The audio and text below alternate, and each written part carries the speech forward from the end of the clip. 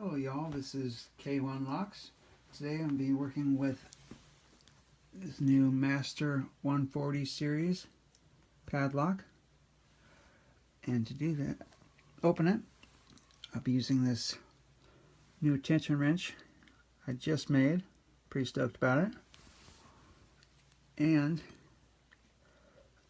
this Sparrow's pick, I believe it's called the Tron. Anyway, so Master 140. I realize that this may or may not be an easy lock to pick, but mad tension on this. But this is like my first one I'm single pin picking on film, so pretty stoked about that. There you are, again, the Master 140.